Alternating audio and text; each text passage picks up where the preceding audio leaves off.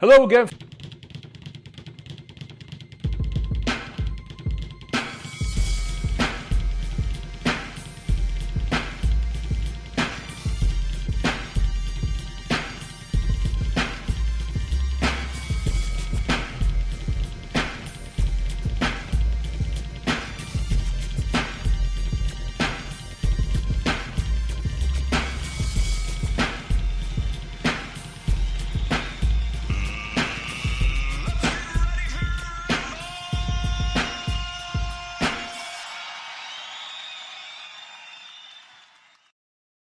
Hello again, fight fans, and welcome to episode number 189A of the Neutral Corner Boxing Podcast. I am your host, Michael Montero, for Boxing Monthly Magazine and BoxingMonthly.com.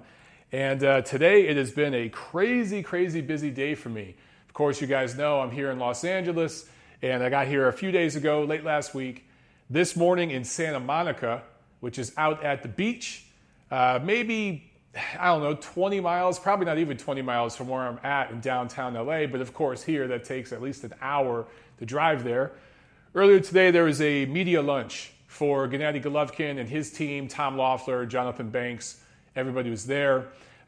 Just meeting with a very select group of Los Angeles press that I was lucky enough to be invited to before they take off to New York.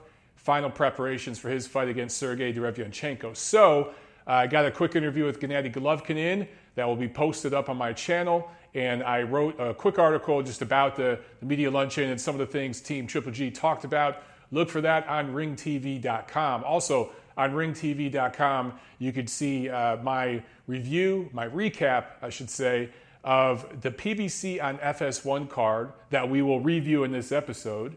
It was a really good, exciting card. A couple of one-hitter quitter knockouts, knockout of the year contenders, and a good upset special in the main event. So make sure you check that out. Also later this week, you're going to get a preview of John Molina's fight against Josecito Lopez with an interview that I posted on my channel, but also I did a write-up, and that will be posted on ringtv.com as well. So guys, I'm doing a bunch of work this week. I've been running around like a chicken with my head cut off. I'm freaking exhausted. I hope my voice holds up in this episode. And right away, we got the Super Chat pledge from CJ Duncan. Thank you so much, brother. I hope you're doing well.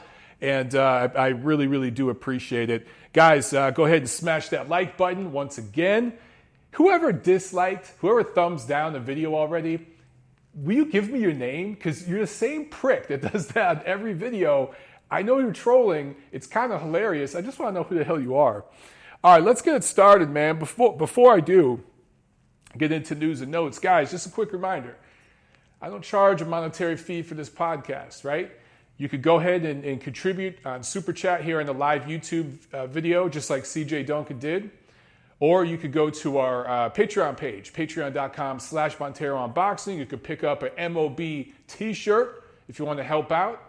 The best thing you could do for me, though, is just spread the word about this channel, man. If you get something from this podcast, whether you're watching on YouTube or you're listening on one of the many platforms that we're on as far as the audio podcast goes around the world, please just spread the word, because I am not exclusive to any one platform. You guys know that this is a Boxing Monthly podcast for Boxing Monthly Magazine, but of course I do a lot of work with Ring Magazine, Ring TV now, and other platforms. I was just on SB Nation Radio, back on the Dave Smith Show this past weekend. So I do radio work, TV work. Basically, I squeeze my ass where it will fit in. But I don't pay homage to any one platform. I am an independent operator. So the best thing you could do to help me out is spread the word, whether it's on Facebook, Twitter, YouTube, whatever it is, or all of the above. Spread the word and give me a like, a follow, a rating, a review on every platform you can. You know, I know some of you guys have done it, let's say on Spotify or iHeartRadio, but you haven't done it on iTunes yet. And I know it's a pain in the ass to go in there and log in and do it, but it's a small little thing that goes a long way for me. So that is what I ask of you. If you get something out of this show, and I think you guys do. You know, we have a great show here that a lot of people in the industry, more and more of them are taking a look at. They can't say that publicly. They can't play favorites. But I get emails and messages, and then when I meet people, and I've met several people already this week here in LA, they pull me aside and they're like, yo, Mike, I like your show. I enjoy your show, man. Keep doing what you're doing. You got eyes on you. You got people watching you. Keep doing what you're doing. You're in a good spot. So that makes me feel good. When you guys chime in and support the show, and when you spread the word, and then when other folks in the industry notice it too, it makes me feel good. So anyway, let's get the party started with this whole Gary Russell situation. So for those of you who don't know, Gary Russell Jr., featherweight titleist, he's been calling out Leo Santa Cruz for ages. And I think Leo has another title. And who's been ducking the other, we don't know for sure. But if you look at their recent opposition, neither guys really fought world beaters. However, Gary Russell Jr. did fight Vasily Lomachenko.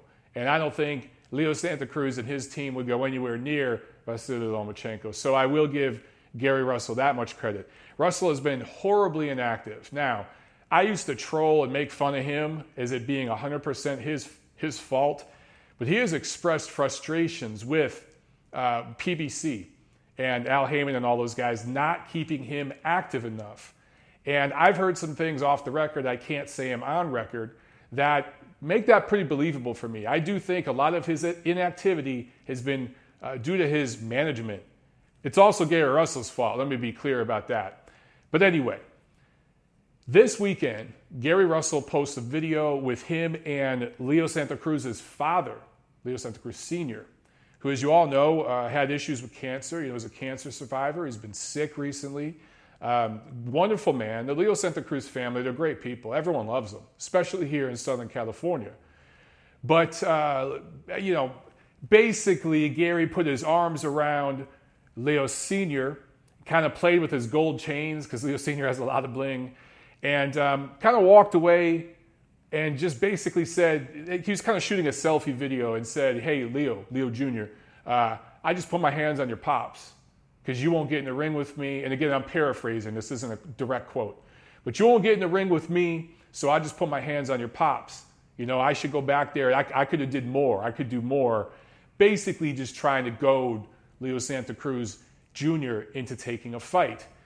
Now, I posted it on Twitter, and I tweeted about it. I've talked about it with a few people. And, of course, this led to a bunch of outrage. There's a lot of people that are really, really pissed off at Gary Russell Jr. They say that this crossed the line. Now, let me be clear. I am not condoning what the hell Gary Russell Jr. did. I wouldn't do it. If I were advising a fighter, I'd tell them to steer clear of that kind of bullshit. Because it's only going to make you look like a dick. But here's the thing, guys. This is boxing. And sometimes when you're a fighter like Gary Russell Jr., if your management ain't doing dick for you, they're not getting you the fight that you want, the big fights that you want, the paydays that you want, and you really don't have a fan base. Let's face it, Gary Russell Jr. doesn't really have a fan base. Leo Santa Cruz does. So he needs Leo. It's not the other way around. Sometimes you got to do something crazy as hell to get people talking. Again, I'm not condoning what Gary did, but I can understand intellectually why he may feel he needed to do some crazy shit like that to get attention. And not necessarily to get attention from Leo Santa Cruz, because he always had Leo Santa Cruz's attention. They fight for the same promoter, advisor, whatever. It's to get attention from Leo Santa Cruz's fans. And he did that. Leo Santa Cruz's fans were pissed off, bitching on Twitter. People were talking about, acts of violence, things like that. So Gary Russell Jr. got the fans' attention, and now the fans are going to go to Leo Santa Cruz Jr. and say, it's one of two things. It's either, hey, man, ignore this punk, don't give him what he wants, he don't deserve it, or it's, man, you got to defend your honor. This dude put hands on your father. You got to do it for La Raza. You got to do it for La Gente, right? That's the kind of tweets I'm seeing. That's the kind of post I'm seeing. And that's the sort of rhetoric that Leo Santa Cruz Jr. is going to respond to. Now, Al Heyman does play favorites, and Santa Cruz is one of Al Heyman's favorites. That's why he's protected him so much. But at this point, it would not surprise me if Leo went into Uncle Al's office, knocked on the door, and said, look, I want to fight that bitch. Get him in the ring. Let's make it happen. So if all this drama eventually leads up to a fight between Gary Russell Jr. and Leo Santa Cruz Jr., look, that is probably the best fight that could be made at featherweight. That is a fight that is several years overdue. So if it leads to that fight, so be it. Do I love what Russell did? Would I do it? Would I advise my fighter to do it? No, absolutely not. But it just might end up getting you guys the fight that you want. Also, I should add this. Actually, now I won't go there. I lost my train of thought. But, okay. I should add this. Again, guys, I'm really tired. I'm running on fumes right now. It's been a long day.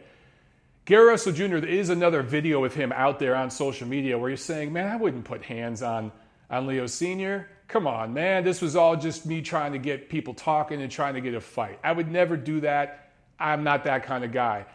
It is funny that video is not making the rounds on social media, but I've seen it. It's recent. It came after that first video, so it's out there. You guys can find it. Gary Russell Jr. is never going to put hands on Leo Sr. And let me tell you this, Leo Sr. ain't a punk. That's a hard man, and that's a real man.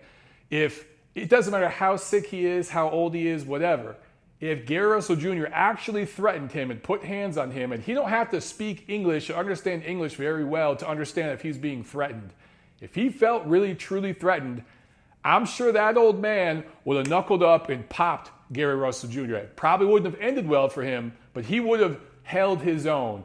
And clearly he didn't do that. So guys, this is the sport of boxing. You've seen and heard way more egregious bullshit than this in the last couple years. Stop being so damn triggered and offended by everything. Read between the lines, read between the bullshit, and see what this is. All right? Okay, what else? Okay, more PBC news. Keith Thurman. One time Keith Thurman. He technically did fight twice this year, but one was supposed to be a tune-up against Josecito Lopez. It was a much more difficult than expected tune-up. And then, of course, the fight against Manny Pacquiao. Well, again, he injured his left hand, I think it was. There was inflammation in his left hand. I think before it was the elbow, now it's the hand. The elbow bone is connected to the... you young guys won't even know what that reference means. Anyway, so left hand is hurt. Surgery. He's out for the rest of the year. He's talking about coming back next summer. Probably next May or June. So you're probably going to get one time in 2020. Look, man, I don't even know what to say about Keith Thurman anymore. I thought maybe this fight with Manny would be a turning point for him because he did perform so well that there's a lot of things he could learn from. He was down pretty badly early. I mean, he was dropped in the first round and Pacquiao built up this early lead, but Thurman was able to make a charge in the middle rounds and comes back and makes it interesting. He clearly lost, but he made it competitive. So I thought he showed some grit and something he could really build on in that fight and take two fights maybe with Spence or somebody like that. But doesn't look like it's going to happen. Jack Alter clearly lost. Yes, Keith Thurman clearly lost to Manny Pacquiao. That was a close fight, but he clearly lost. A fight could be very, very close, but still with a clear winner. That's what that fight was. Jack, you can't score that fight for Keith Thurman. You can't. You just can't score that fight for Keith Thurman. It just did not do enough. Okay, one last note here, and this is kind of a sad thing. Sad, well, not kind of sad. It's very sad. Bulgarian fighter, and I apologize to his family because I'm going to butcher this name. Isis Velichkov. Hopefully I got that close to correct. Died from injuries suffered in a bout in Albania this last Saturday. Fight in Albania, Bulgarian fighter fighting in Albania, only 21 years old. First name is Isus, I-S-U-S. Isus Velichkov died in the ring, or I think he was unconscious in the ring and then later on died. So, it's another sad story. Guys, we still lose fighters all the time in boxing. Most of the time, it goes under the radar. Maxim Dadashev and that whole situation, that was on ESPN earlier this year, so that got mainstream media attention. This is another one, and we get a bunch of these around the world every year. that nobody in the media is talking about. I'm sure you guys haven't even heard about this on any other podcast. You probably won't, but you're going to hear it here because I love fighters. I care about fighters.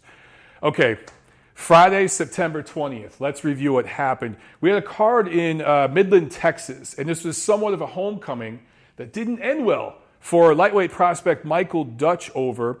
More about him in a second. Let's talk about a couple of these other guys. And these are Thompson Boxing guys that were fighting. This was Showbox in Texas. Thompson Boxing, one of the most successful club-level promoters in all of boxing, not just in America, but around the world. They do a great job as a quote-unquote club-level promoter. And they got a few prospects here that are ready to contend soon. But Brandon Lee improves to 17-0 with a KO2 win over Milton Aruz. So Brandon Lee looked great in this fight. Devastating knockout. Impressive record. I think his record is all stoppages. I think he's 17-0 with 17 stoppages. Don't quote me on that. But here's the thing. Fairly weak opposition. Hasn't really fought any killers yet. So don't get too excited about the record. He needs rounds in development right now. There's some tools there, but he needs some rounds in development. Thing is, he's only 20 years old.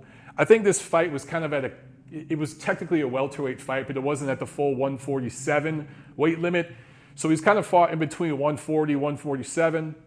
He will obviously fill in as a full welterweight over the next couple of years, and he could develop into a really interesting welterweight prospect. Also, Ruben Villa improved to 17-0 with a unanimous decision win over Jose Enrique Vivas. So for Villa, he's had 10 rounders his last two fights. Both fights went the distance. That's good. 20 rounds. He's a good-looking prospect. Here's the thing. 17 fights, only 5 knockouts. So he's a featherweight. Lack of pop against the elite-level featherweights, I think, is eventually going to cost him. But on the right night, the right matchup, the right style matchup, this guy could maybe win a title one day, okay? He's not quite ready for that, but he's ready to fight a guy in the top 10. Let's talk about Michael Dutchover, lightweight prospect, who is facing Thomas Matisse, who's a good quality prize fighter, been in there with some decent fighters, got some skills. I think he's out of Cleveland, Ohio. So he's got that good, skillful Midwestern style. And this goes down as a TKO 8 loss for Dutchover due to a cut. So there was for Dutchover, I should mention, this is his first loss as a pro. Obviously, he came into this fight 13-0. This was his first time going past the 6th round. So he was getting rounds in. He was winning the fight. I believe 2 of the 3 judges had him winning at the time of his stoppage. However, I saw some reports in the media that he was dominating the fight. No, he clearly lost some rounds, and he was getting caught, and Matisse was making adjustments in there. So this wasn't an easy, this wasn't a rout for Dutchover. This was a very, very close fight that was really up for grabs going into the later rounds, in my opinion. Robert Velez, the ref, stopped the fight with 1 minute and 33 seconds left in the 8th round based on a ruling by the ringside physician. There was a cut on Dutchover's head. The ringside physician there with the Texas Commission said, this fight's over, he cannot fight on. So the ref kind of has to go by what the ring doctor says. So when the ring doctor made that ruling, ref waves it off. TKO win for Matisse because the ref ruled the cut was from a punch. So obviously, many are going to compare this to when Tyson Fury cut himself against, well, he didn't cut himself, Otto Verlin cut him a week ago in Las Vegas. And that fight wasn't stopped. So you guys probably saw the memes where you see Dutchover's a picture, the cut, it says not stopped, and right under that is a picture of Tyson Fury with his grotesque cut. And it's Michael Dutchover stopped, Tyson Fury not stopped. You guys probably saw those memes. To me, it's a little unfair and unprofessional, especially if credentialed media people are making that comparison. I understand why fans would do it. However, this was not the same situation. Now, you guys know I don't agree with ESPN promoting this lineal champion bullshit. And by the way, the PBC's promoting it too. I'm seeing more and more things. I learned some more things off the record today, talking to some media guys that I can't say on the record here. But let me just tell you this. Fox and ESPN they got a plan And they're both in bed with this whole lineal shit. We'll talk more about that in the coming months, I'm sure. Anyway, I see you guys trolling the lineal shit on the chat. Look, regardless if you consider Fury the champion or not, and I clearly don't, he's obviously a top heavyweight. And I ain't mad at you if you rate him number one right now. He's also a veteran that's got a few more years left in his career, and there is a huge title shot for him in a rematch with Deontay Wilder on the line in that fight against Otto Wallin. So that fight, a cut, is going to be treated differently than a young kid in his early 20s cutting himself.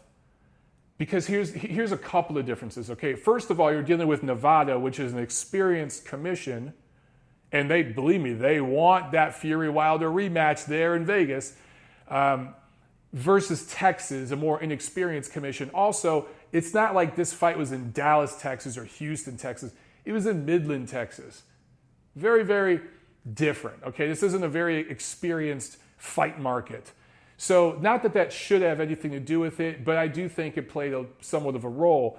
But guys, if you have a young man, let's just say Dutchover. Let's just hypothetically, ring doctor lets him fight. And in the 9th round, there's another headbutt. The headbutt's so bad that the bone's exposed and it damages the nerve around the eye socket. And Michael Dutchover's vision is permanently impaired. Very possible. We've seen that happen in boxing a million times. We just saw ring death again last weekend. He's only 20-something. I can't remember his exact age. I think he's like 23 or something. Young 20s. Probably has 10 plus more years of fighting in front of him. Has title opportunities down the line, possibly, if he continues to progress. If you let him go and he suffers a permanent injury, or an injury that permanently alters his vision or affects him as a fighter, before he even gets a title opportunity, before he even gets to make real money, you're significantly changing a young man's life. On the other hand, with Tyson Fury, this dude he's not a prospect anymore. He's been there, done that. The stakes are higher. When the stakes are higher, you let things go a little bit more. That's the way it looks, okay? Or that's the way it works. So with Fury, I can understand why the ref let him continue. Also, the ring doctor didn't stop it. The ring doctor in Nevada, no doubt, has seen thousands more cuts. I don't even think that's an exaggeration. At least hundreds more, but definitely thousands more. Possibly thousands more cuts and fights and injuries than the ring doctor in Texas, especially Midland, Texas. So the experience level is different here. And given all the things we've seen with ring deaths and everything this year, highly publicized ring deaths, that Maxim Dadashov happened in Maryland, that was a secondary commission. Maybe the ring doctor in Texas overreacted, but I don't think I would have let him fight on maybe another round and see what he could do. That's what I would have done. But you can't compare that to this situation with Tyson Fury. I just think that's an unfair comparison. And going back to what I talked about a second ago here, when you actually look at punch numbers, Matisse landed more punches. Matisse landed 187 punches to Dutchover's 121, and he was more accurate. He also landed 97 jabs to Dutchover's 18 jabs. Dutchover had a slight edge in power connects. So you really look at the stats, this was a very, very close fight. It's not like Dutchover was dominating a guy and then there was a freak cut and the ref stopped it. This was a very, very close fight. The best thing they could do is an immediate rematch early next year and go right back to Midland, Texas, because there was a good, energetic crowd there for Dutchover. Go right back to the scene of the crime and do it again. And let's see if Dutchover can make adjustments and avoid getting hit so cleanly to where he gets cut next time. I think that's what they should do. There's plenty here, 7, 8 rounds for Dutchover to look at and to improve upon. Let's see if he could do that. That's the best. That's the silver lining in this cloud. And so he suffers a TKO 8 loss here. If he comes back next year and beats Matisse, who gives a shit? It's just a loss. All right, Saturday, September 21st in Mexicali, Mexico, Golden Boy Promotions, Facebook Watch. Joseph Diaz scores a majority decision win over Venezuela-Mexican Jesus Cuadro. who's fought all over the world, usually used as an opponent, was supposed to be an opponent here for Diaz. Didn't quite work out that way. This was 130 pounds. Of course, Diaz has recently moved up to 130 from 126. Always lacked real power. Always lacked real power, even as a featherweight, and certainly does now at 130. Didn't really look great in this fight. Didn't look bad, but didn't look good either. Kind of just looked flat. And he claims that he hurt his hand. I can't remember which round it was, but he claims he hurt his hand early and that affected his fighting. Either way, he gets the W here. And they still want to do a title shot maybe with Tevin Farmer. So depending on what happened with Diaz's hand, that's definitely going to get pushed back to next year. But he's as ready as he's ever going to be for a title shot. So if Golden Boy could get him in there against Tevin Farmer on the zone, it should be a fairly easy fight to make. Let's see it. Salun Muniz says Farmer Diaz, good one. Yeah, I like it too. I think it's a good matchup. Neither guy hits very hard. It's absolutely going the distance, but it's going to be interesting to watch those guys play chess. Salun Muniz says, rather see Diaz-Cancio. I would too, but I think style-wise, Farmer's probably better for Diaz. Seriously. And maybe if Diaz beats Farmer, Golden Boy would have an all in-house fight, and I think it'd be a unification fight at that point between Diaz and Cancio, and that'd be a good one here in Southern California. That'd do good business here. So I think that's their long-term hope and plan at Golden Boy. Also, September 21st, Bakersfield, California, PBC and Fox Sports 1. This was a good card, man. Loaded card. The preliminary fight started on Fox Sports 2. And then the main card, which I think had 3 bouts, went over to Fox Sports 1. And the main event didn't even start till about 1 a.m. Eastern. Luckily here, I was on the West Coast this time. But man, I was working on this, my post-fight article and my recap and everything for Ring TV until about 11 o'clock p.m. here, which means my friends, my peers on the East Coast were working on this fight until 2 in the morning. PBC, you got to start these shows earlier, man. I love that you're stacking the cards with all these prospects, but that's just too freaking late for a main event. If I give Top Rank and ESPN shit for doing the same thing, I got to be fair and give you guys shit too. Got to make that earlier, man. Got to make that earlier. Anyway, this was a fun card. A lot of good action. Several good knockouts. The one that really stands out, though, Chris Colbert, KO1 Miguel Bertrand Jr. Beltran is a good, experienced fighter who's been in there with legit competition. And for Colbert to go in there, one-hit or quitter style, boom, drop him. Beltran fell on his face. When you see a dude fall on his face, yeah, he's knocked the F out. Colbert is 13-0 now, has a KO of the year contender for real. And he coming into this fight, I think he only had like 5 knockouts in his first 12 wins, something like that. Wasn't really seen as a one-hit or quitter guy. And boy, did he change that perception.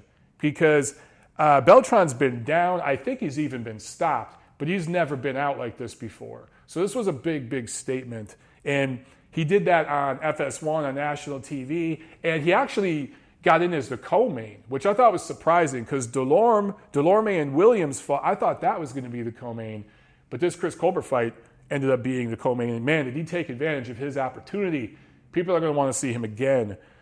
Just before that, I talked about Thomas Delorme and Terrell Williams. Delorme, the Puerto Rican veteran, scores a unanimous decision win over the previously undefeated Terrell Williams out of LA, who's had a really interesting, odd career as a welterweight prospect. He's actually 35 years old.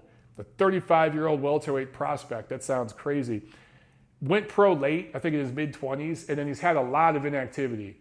Several years out of the ring. So just odd kind of career. And anyway, he was dropped in the final round, Williams was. Delorme, this was a good back-and-forth fight. A lot of two-way action. I thought Williams started good, but class started to reveal itself over time. And Delorme just, from the middle rounds on, pretty much controlled this fight. And even though the rounds were close, competitive, Delorme was winning the rounds. You know what I'm saying? So in terms of how you score this fight, it felt 8 rounds to 2, 7 rounds to 3 in terms of how you score it.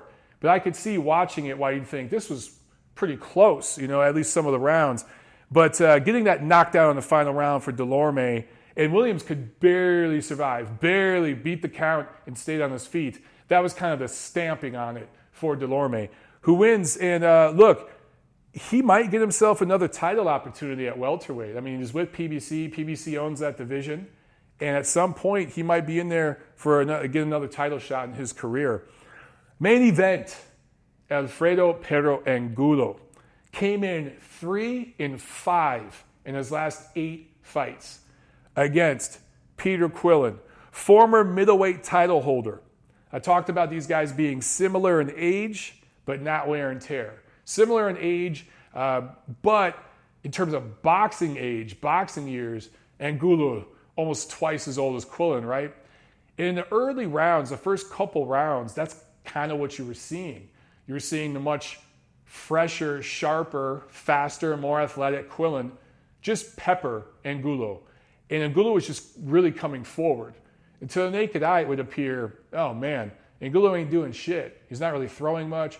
He's just walking forward. What the hell is this? There's no science or technical quality to this. Guess what? There was. He was applying constant physical, but more importantly, mental and emotional pressure on Quillin. And he was setting things up. He knew somehow Abel Sanchez, who trained Angulo for this fight, saw something in Quillin where he is just wide open for looping right hands. That dude backed straight up with his head up in the air, just giving it to you. And Angulo would just kind of feint a jab down to the body and then come over the top with a looping right hand, and it would connect. And since Quillin was already backing up, even though he saw the shot coming, it's not like he got some of the shots he didn't see coming. But once he knew it was coming, it's crazy to me that he couldn't make the adjustment. Quillin just could not make the technical adjustment to dip down to his left or to come forward when he saw Angulo shooting that. Just look at his right shoulder. You're going to start to see it move. You guys are saying he's shot. I hear you. But still, somebody in Quillin's corner could be like, dude, he's just nailing you with the overhand right. Make an adjustment. But he didn't. He kept doing the same thing. And I'll give Quillin credit. He was in shape. If he wasn't in shape, he would have got stopped. The only reason he survived, because I feel like he was, I'm not going to say drunk, but he was buzzed clearly multiple times in this fight. For him to stay on his feet and go the distance shows that he was in really good shape physically, and he was determined to stay in the fight, and he kept trying. So you got to give Quillin credit. He showed a lot of heart, but everything he threw was on the back foot. He was peppering with jabs, and if you look at the punch stats, I don't have them on me, but the punch stats really don't matter because he landed a lot more jabs. I want to say, I posted them in my article on Ring TV, but it was something like 90-10 or something that landed jabs in this fight. But it didn't matter because everything was on the back foot, and Angulo had more power connects, and his mattered more. El Ragoda says, Quillin got a gift against Andy Lee. Yeah, you're not the only one who feels that way. And Quillin, you think about it, coming into this fight, he had one loss. That one loss to Danny Jacobs. Looking at all the technical flaws this dude has, he couldn't get out of the way from right hands from Alfredo Angulo, who makes Joe Joyce look kind of fast, let's be honest, as a super middleweight. You can't get out of the way of those right hands. They landed the whole damn fight. How many rounds, guys, did Peter Quillin stumble to his corner and have to hold the ropes for support as he sat his ass on the stool? He couldn't sit down under his own leg strength. He had to use the ropes to lower himself onto his stool. Yeah, Delita says Quillin has never been that good.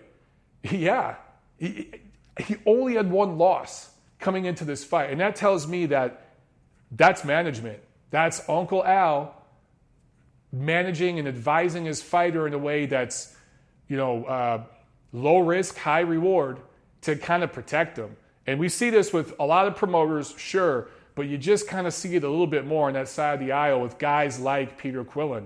How many fighters like that can we point out over the last 5-10 years? There's several of them, man, but when you watch that fight, knowing the ages of these two fighters and everything, if you were brand new to boxing and you watched that fight Saturday night, would you think Peter Quillin only had one loss? I would look at that and be like, which guy is the former champion? Which guy is seen as the opponent here and the journeyman? In the first couple rounds, that was clear what they were trying to sell you. But man, by the 6th, 7th, 8th round, that message was not so clear anymore. So remember, I mean, at one point, Uncle Al paid Peter Quillin not to fight and to give up his title, which became vacant, right? You know what I'm saying? Like, that's just kind of crazy. And that's why this guy only had one loss. Had he stuck around and fought some of the best fighters at 160, clearly he would have had multiple losses. Where's he at this point in his career? I think it's almost time to hang him up, son. For Alfredo Angulo, do I think now he can beat any of the top super middleweights? Do I think he can win a title or anything? No, not at all. But this was a good quality win for him. The fans loved it. I mean, clearly he'll fight on, but any of the top super middleweights punish Angulo and stop him. And of course, same thing with Peter Quillin. So this ended up being a surprisingly really good fight. And again, I have to give Quillin credit because a lot of guys at the stage of their career that he's in right now would have just said, screw it, I'm done. This dude's pounding me. We're in the 8th round. I've earned my damn money. I'm going to sleep. I'm gonna take a knee here. And he kept fighting hard and he kept trying. He wasn't just trying to survive. He was trying to win. And he put some leather on Angulo too. So both men deserve tremendous credit for giving us a good fight. And this was one of those sneaky good cards. And sometimes with these matchups of like older guys, you don't know what you're going to get. But sometimes they end up being the best damn fights. These guys who are either former title holders, former title challengers, on the backside of their career, you put them in the ring and you just see what the hell happens. And this was a case where it just worked out great. So, all right, that's the review. Guys, get in some questions, man. Let's do some questions here, some Q&A time. And then I'm going to bounce. I need a freaking nap. I need a drink.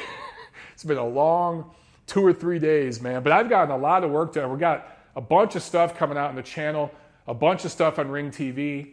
So getting some great material for you guys over the last few days and this coming week.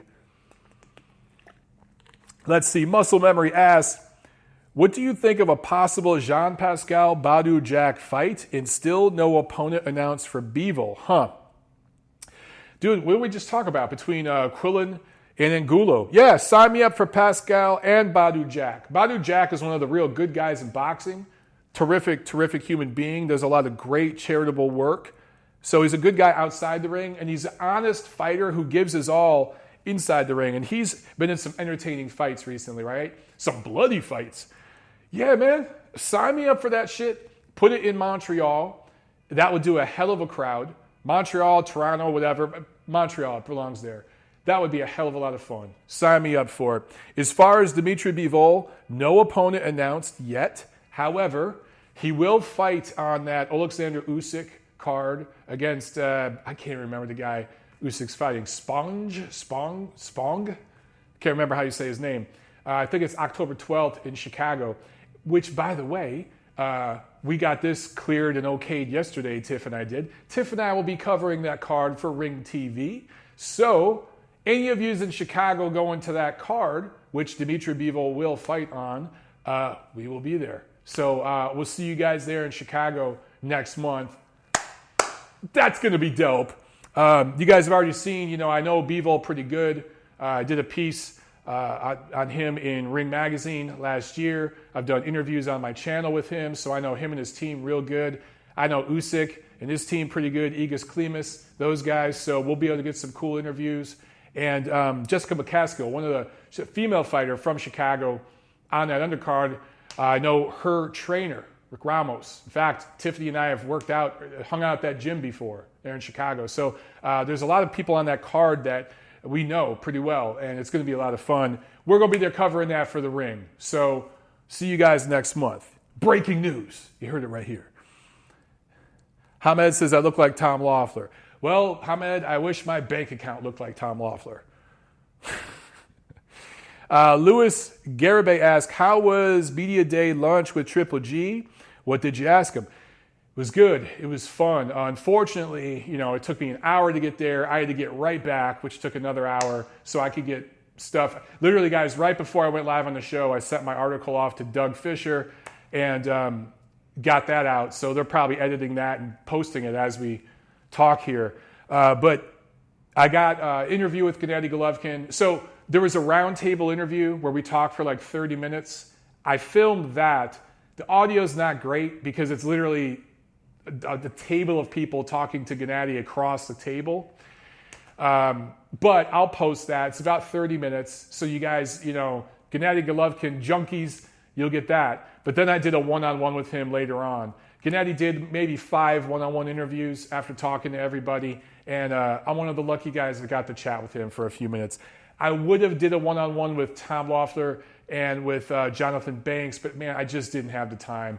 I had to haul ass to get back here. I didn't even really get to sit down and eat a lot of food. I had a couple of snacks and drinks, but normally at those media lunches, man, I take full advantage because Tom Loeffler usually puts on a spread. Wasn't able to do that today. I had to get right back downtown, so that sucks. But the interview with Gennady will be posted tonight, so look for that and you'll see what I got to ask him. Let's see. Jack Alter asks, Haney versus Gervonta Davis. I get this question a lot. Right now, I would take Devin Haney all day. Even though Gervonta Davis has faced better opposition, he has. At 135, just all day long, and twice on Sunday, I'm taking Devin Haney.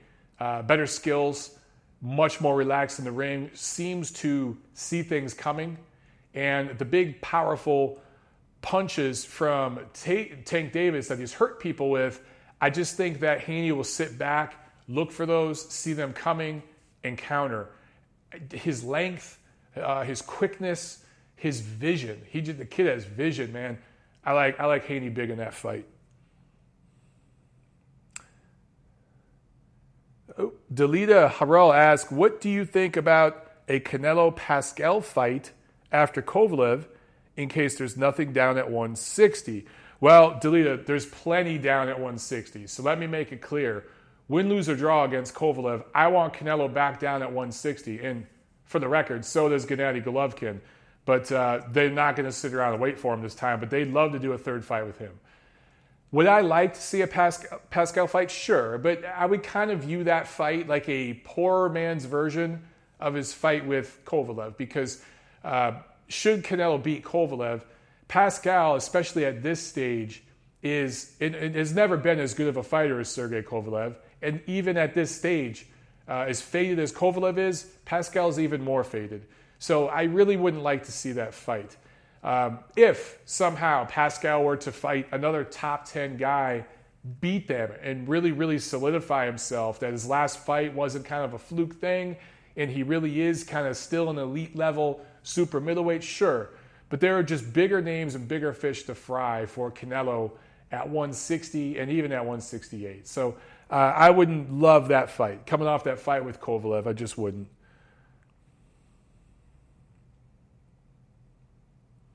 Robert Palmer asks, why the hell do all the PBC shows run over the allotted time? My DVR missed the whole main event, and I added an extra 30 minutes. Yeah, I've heard that from probably a dozen people over the last couple of days. I've text messages, emails, everything. I haven't even caught up with everything. But it's because they stack those shows. I mean, Tom Brown, the promoter, he does an awesome job stacking those shows. There were so many undefeated prospects on that card. The problem is that stuff can run late. And I just think that when they went over to FS1, I think it was 10:30 Eastern time, they should have had 2 fights, not 3. They had that third fight there. That Chris Colbert fight, I know they wanted to get him exposure and everything, and things ran kind of late early on. But that Chris Colbert fight probably should have been on FS2. And you should have just saw the Delorme-Williams fight and then right to the main event on FS1. So it was just, honestly, too many fights, which, what boxing fan would say, oh, man, there's too many fights. But on TV, you got to cut some of that shit down. You just have to. That's why the streaming platforms, in my opinion, have an advantage. No commercials, none of that kind of stuff that can add to the length of a card. You could just run it.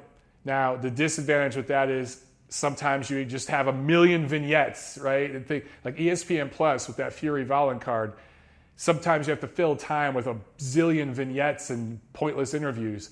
I would just like to see these guys run through their cards. I will say, though, these PBC shows, go see them live. They're very, very fun to see live because they just run through fights, man, especially Tom Brown's cards. He puts on at least a dozen fights. You're going to see a ton of fights. So I would say those are better cards to go see live than to watch on TV, depending on where you're at, obviously. Joshua Wilder says, Triple G versus Canelo 3 not happening as Canelo is concerned. Yes, as far as Canelo is concerned. However, Oscar wants it, and the folks at DAZN want it. So ultimately, again, I've been proven wrong on these things before, but I still think money's going to talk. It's still the biggest event that can be made. I still think it's very possible we get that fight next May. Hamed asks, is Spence Porter sold out? No. As far as I know, no, it is not. However, Usyk, Sponge, or I can't think of how this, Spong, almost is sold out. Now, Spence Porter probably will be sold out by fight night. But as far as I know right now, there are still tickets on sale. El Vergoda says, the zone cards have been the best this year so far. I mean, well, if you look at the last 3 months of the year, top to bottom, yeah, bang for your buck, sure. That's hard to argue, man. Those of you who missed it, I did a video comparing all the different platforms, how much they're costing you and what you've gotten for your money halfway through the year. So I did that a couple months back. Go back and find that. I'll do it again after the third quarter is complete, when I get back to Atlanta. So at some point in October, I'll do it again, comparing the first 3 quarters. And of course, I'll do it at year end.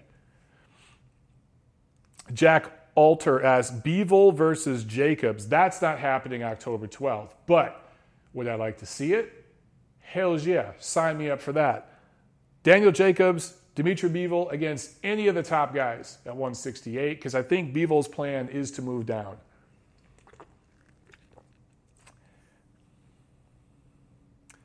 Canada Chris says, Andre needs to stop wasting his career. I'm with you. Demetrius Andre's name, of course, came up today at that Triple G lunch thing. And I talked to some of his guys on camera, but also some people off camera, off the record, and a couple of network guys off record. And Demetrius Andre's name keeps popping up, but everyone says the same damn thing. Why isn't he doing what Golovkin did? Golovkin was being avoided. You absolutely can make an argument that people are avoiding Demetrius Andrade. Who is rushing to fight the guy? Nobody. However, there was a time where Gennady Golovkin was flat out ducked. I mean, just ducked by the entire industry, basically. And he completely reinvented himself.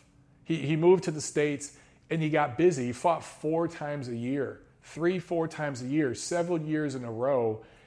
Every 3 months, Golovkin was fighting on HBO. Was never in a casino. Was never in Vegas. It was L.A. or New York. That's it. L.A., New York, New York, L.A. Back and forth, back and forth. And every time he did it, it'd be a sold-out crowd and probably be a knockout. Was he fighting a lot of B-level opposition? Yes, because the A-level opposition was ducking him. So if Demetrius Andrade, Jamal Charlo, Billy Joe Saunders, if those guys started pulling that tactic, they'd get the big fights. But until they do, man, you're kind of just sitting around bitching and complaining, coming off as an entitled little prick who thinks people are just supposed to hand you shit. Nah, my man, you got to go out and earn it. And in boxing, you go out and earn it with punches. You know what I'm saying? It's the entertainment business. Look, I tell the truth about this shit, and people say I'm being a hater. I'm not being a hater. I'm just being a fucking realist. It's the same thing when I say female fighters don't deserve as much as male fighters. Until, and it likely will happen, until a female fighter comes along that draws the attention and the fanfare that the male fighters do. Like Ronda Rousey did in UFC. If there was a boxing version of Ronda Rousey, she'd make millions upon millions of dollars as well. It just hasn't happened. which in my opinion goes to show you a lot of what UFC is. Not to beat up on UFC, but there's a difference in the global talent pool in UFC, MMA, whatever, versus boxing. It's just different, guys. And that's why you haven't seen a female come along and take over the sport for 5 years and be the biggest brand the sport's ever known. That shit ain't just going to happen. You can't just create that in the media, basically the way Dana White did over at UFC. That's not going to work in boxing. If there's ever a female version of Ronda Rousey in boxing, she ain't going to be a hype job. She's going to be the real deal because she's going to have to prove herself. That's how it works in this sport. Not that we don't have hype jobs, but hype jobs get exposed. They don't become the face of the sport for 5+ years. And the biggest brand ever in the sport, like we saw with Ronda Rousey in UFC. We have a question here. Is Triple G Derevyanchenko almost sold out? Not sold out yet, but I'm not sure if that's going to sell out. It's going to be close. It's going to be close. Probably will. We still got a couple weeks out. It's in the right market. It's in the right venue. You have a guy who's a Russian-speaking fighter from the old Soviet bloc. At least that's the way he's seen. In Gennady Golovkin. Fought in New York a bunch of times. Set records at Madison Square Garden. Going up against the Ukrainian who now lives in Brooklyn. Fights out in New York a lot.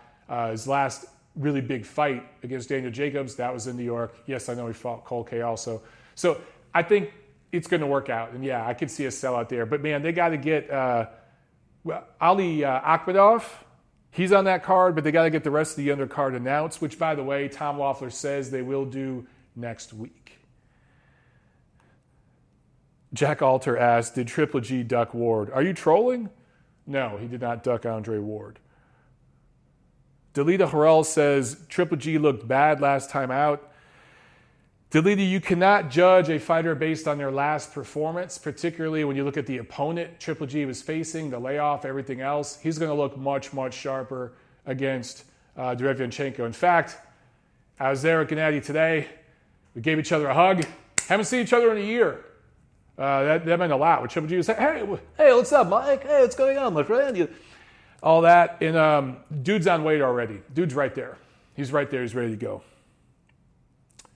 Hamed asks, has Andre Ward and Steve Kim met? To my knowledge, yeah, I think early on in Andre Ward's career, certainly. But that's a question for Steve Kim. I saw Steve for like 2 minutes today. He was at that press thing for a few minutes and then he had to bounce. So I barely got to even say hi to him. We've both been so damn busy, but of course I'll see Steve this week. Jack Alter asked, Mike, did you feel his hand strength? Apparently his grip is unreal. Gennady is a solid guy. I've seen him at the gym taking like a 50-pound dumbbell and placing it on the canvas. And he'll literally grab it with his hand, right, with his forearm flat on the canvas and just rotate it to where the back of his forearm is on the canvas and then rotate it back. So he's just using his wrist muscles, his wrist strength to turn over that dumbbell. He's not throwing it up in the air and doing some of the things you see other guys do with these, kettlebell, not dumbbell, kettlebell. So he's doing that with a kettlebell, just rotating it with his forearm flat on the canvas. I've never seen another fighter do that. Also, another thing that I saw him do up at Big Bear at Abel Sanchez's gym, they take a dumbbell, not a kettlebell, an actual dumbbell, and Abel would weld off one end of the dumbbell. So one end would be fat, it'd be heavier, right? It'd be heavier on one side than the other. And he would have his guys shadow box with the fat end of the dumbbell in their hand. So naturally, your hand would turn over because of the weight with the dumbbell. And that builds up that inner muscle, that like little string on the inside of your forearm. That's something Abel does with a lot of his fighters. He was doing it with Alfredo Angulo. It's why his fighters turn over hard overhand rights. If you watch, any guy that's been trained by Abel Sanchez cuts hard to the body and has a nice overhand looping right. And it's because of the way they train with that dumbbell exercise. It's pretty cool. And then, of course, they take that to the big circular pad and work it all out. So, yeah, little things like that. I mean, Triple G, He's absolutely got really, really strong forearms, and he does insane neck exercises. It sounds crazy, but he's probably got the strongest neck in boxing, and yes, I'm including heavyweights in that. No exaggeration. I've seen some of that stuff up close. He does reps of 20, 30 of these exercises. I could do like 3 of them, and I'm a pretty strong guy. John Uden with the super chat. What's up, my man? Thank you very, very much.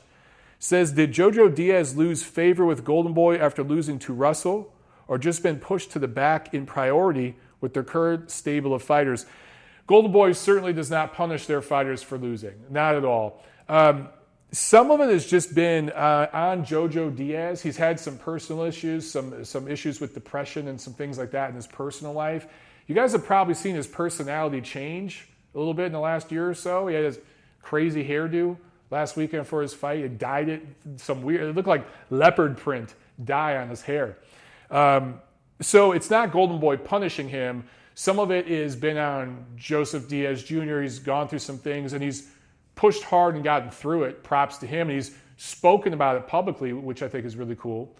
But that plus politics. I mean, that's, Jojo Diaz wants the top fighters at 130. He'd love to fight Tevin Farmer. That's who he's targeting, and it just hasn't happened yet. They can't force these guys to fight.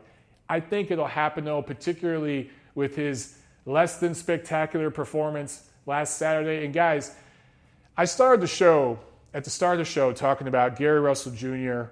and Leo Santa Cruz and the situation going on there and how fighters know when something's real or when it's being played up to try to make a fight happen.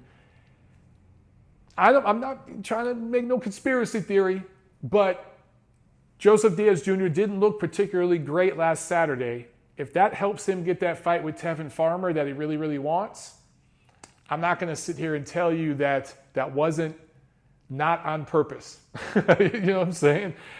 His performance. So just remember, these guys are always trying to plan a step or two ahead. You know what I'm saying? Faint Cantu says, I love your conspiracy theories. Canada Chris, is Triple G training at Big Bear with Jonathan Banks? Yes, he is. In Shane Mosley's old gym, which is not even like a mile from Abel Sanchez's place. I think that's crazy. I still don't like Golovkin training in altitude like that for extended periods of time, but he enjoys it. He likes being up there away from the noise and the city and everything. It's just what he's going to do for the remainder of his career. Jack says Mike's going to go on a rant about this altitude stuff. Normally I would, bro. I'm too tired today. I am too tired today. T-Duck asks, could Triple G KO a heavyweight? Well, what kind of heavyweight? I'm a heavyweight. You could KO me. I'm a heavyweight right now. I should be a cruiserweight, but I've been drinking too much damn beer. Look, anyone can knock out anyone on a given night. Could Golovkin knock out a top 20 heavyweight? No, he couldn't. I mean, we have weight classes for a reason. Could he knock out Tom Schwartz? Maybe. All right, one more, guys, and then we're out of here. We've been going for about an hour. One more. Get it in. I'm going to wait here. Canada Chris says, I used to be a professional sausage maker. Really? Well, what kind of sausage?